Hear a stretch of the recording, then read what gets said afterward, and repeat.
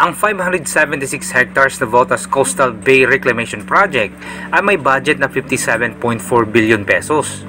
Ito ay kabilang sa 4 na reclamation project sa Manila Bay na binigyan na ng notice ng Philippine Reclamation Authority noong December 2019. Ang tatlo pa ay ang Pasay 360 hectares reclamation project, Pasay 265 hectare reclamation project, at ang Horizon Manila 418 hectare reclamation project. Ayon sa Philippine Reclamation Authority, ang reclamation sa Navotas ay tinaguri ang Southern Gateway to Manila International Airport sa Bulacan.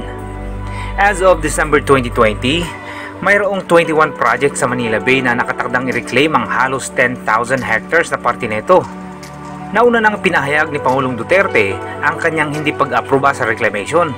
Sinabi ng Pangulo na handa siyang ibenta ang buong Dewey Boulevard sa sinumang nais na bawiin ito kapag naubos na ang budget para sa coronavirus pandemic funds. Sa kasalukuyan, tuloy-tuloy ang pagtatambak sa parting ito ng Navotas. 6 months na ang nakakaraan nung last time na pumunta ako dito at nasaksihan ko rin ang ilang bahagi ng pagtatambak. Ngayon ay muli nating silipin ang reclamation project sa Navotas City.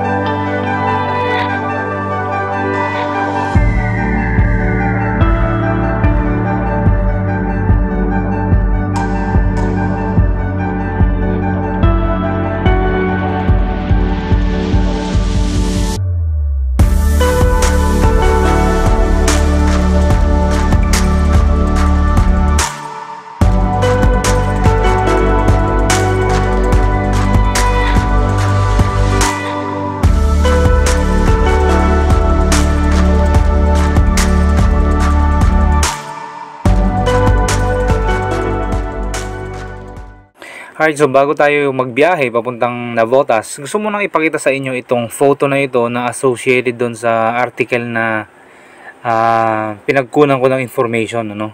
So ito yung photo na to, pinapakita niya dito yung mga facilities, yung mga buildings na itatayo dito sa 576 hectares na reclamation dito sa Navotas. So, mula dito sa northern side, meron tayong Navotas Bay MRT Station. So, merong MRT station dito. Wow! At meron ding MRT Depot. Tapos, meron din tayong Aviation MRO Park, Smart Park. Merong Long Range Radar Station. Wow! Merong Pharma Biotech Park International. Meron din tayong sports center. Ewan ko kung nababasa nyo.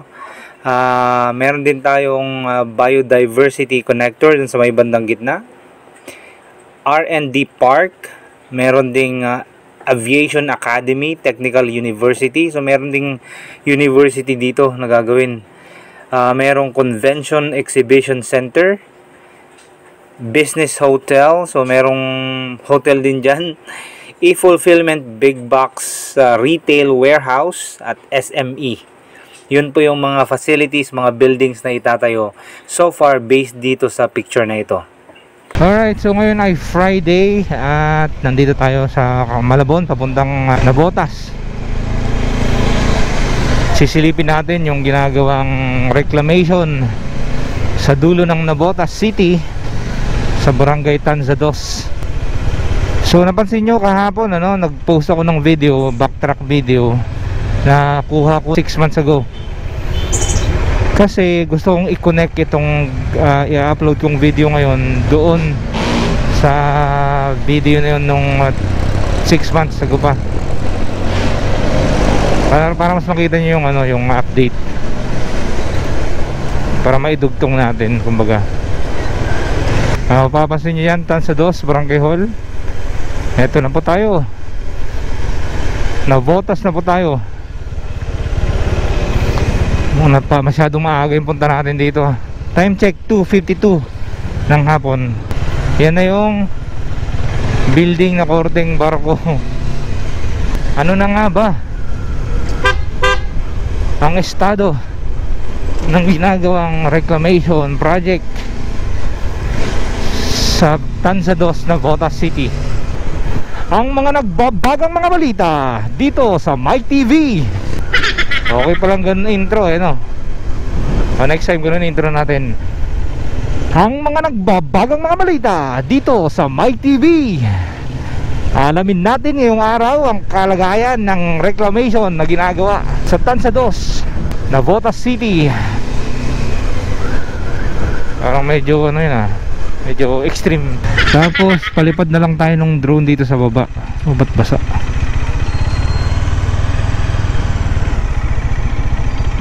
Basa ang daan.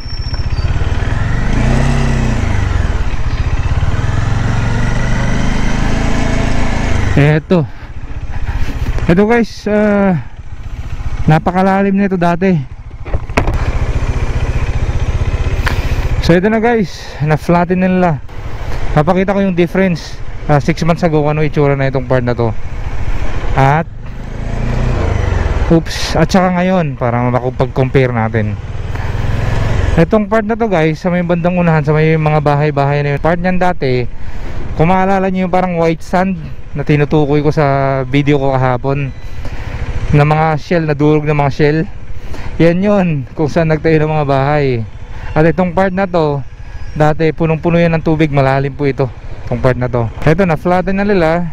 At I think itong part ng itong part na to dito ay gagawin din pa bahay, parang ganon. Tapos dun sa baba, yan na yung project ng San Miguel Corporation. At saka dito sa part na to guys, maraming puno dito dati, kakawati, mga ipil-ipil, mga ganon. Pero ngayon wala na. Yun papakita ko lang sa inyo kung anong ginagawa ng malaking hose na to. Yung malaking hose na yan, ewan ko kung kita nyo sa camera, medyo malapit naman, so siguro kita nyo. Bumubuga yan, binubuga niya. Yung tubig na binubuga o yung putik o kaya buhangin na yan, galing po doon sa gilid ng Manila Bay. So double purpose yung itong ginagawa nila pinapalalim nila yung part ng Manila Bay, and at the same time nagagamit nila yung buhangin doon o burak, halo-halo na actually yan, para pantambak. May nagtanong sa akin, para saan daw ba yung malaking hose? Ito po yung silbi niya. Yan, taga-sip-sip at saka taga-buga. Ang haba ng hose na yan guys. At kung nakita nyo yung pinost kong video kahapon, dinaanan ko yan dati. Pero itong pwesto na itong hose na to, itong pipe na malaki na yan, doon pa sa baba nung nilakad ko yan. Ay, nilipat na nila dahil nga tapos na banda rito. Ang taas na ng lugar na ito.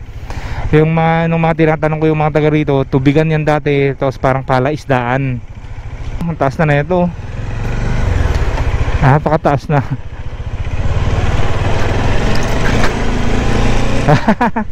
Ayos. So sa likod natin meron pang hindi nila natatambakan, pero hindi ko alam kung tatambakan nila yan kasi parang drainage system yung mangyayari dyan.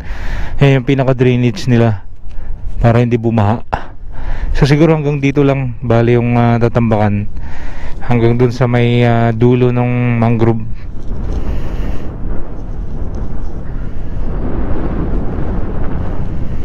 Ang lakas ng hangin guys, hindi tayo makapagpapalipad ng drone. Kaya subukan natin mamaya, antay-antay lang tayo ng konti, baka humupa tong malakas na hangin na to.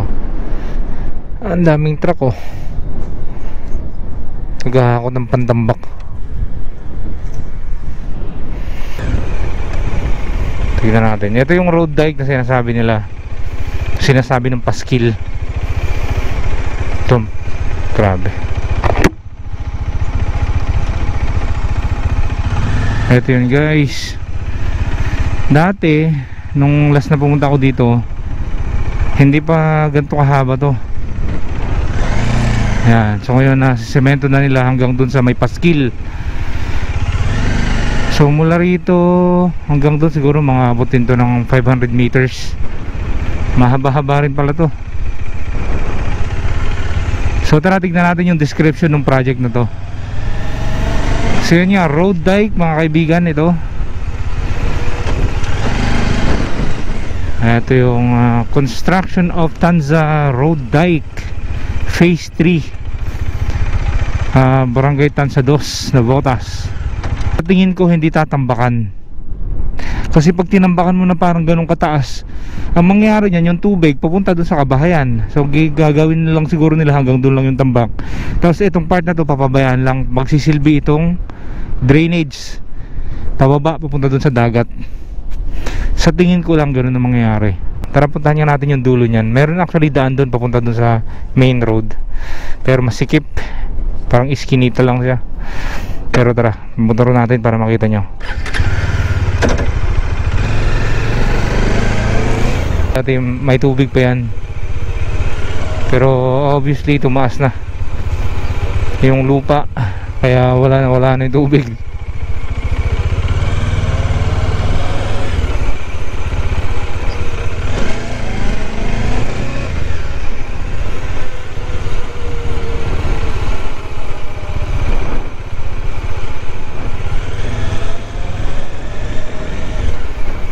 Yan yung dock ng mga bangka nila.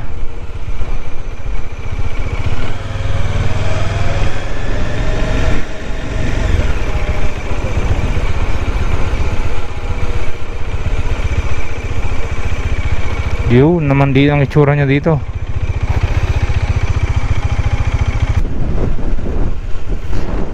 Maganda sana to kung taniman tong gilid-gilid niya ng mga kakawati.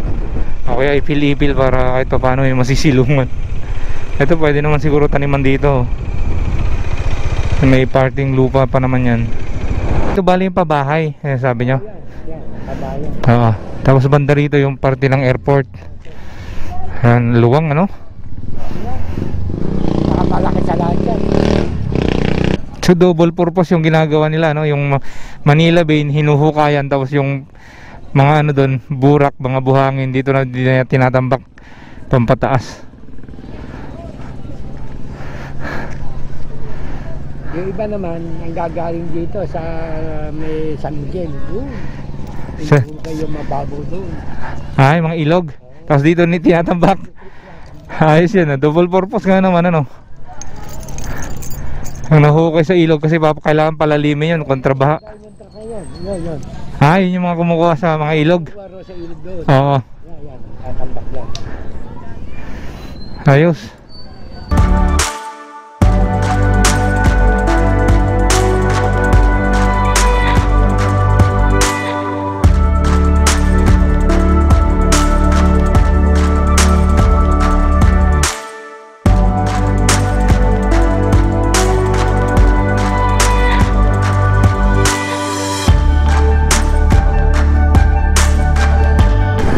Alright, dito ko natatapusin itong video na to guys. Maraming salamat sa panonood. Huwag kalimutan like, share, and subscribe. I'll see you guys on the next one.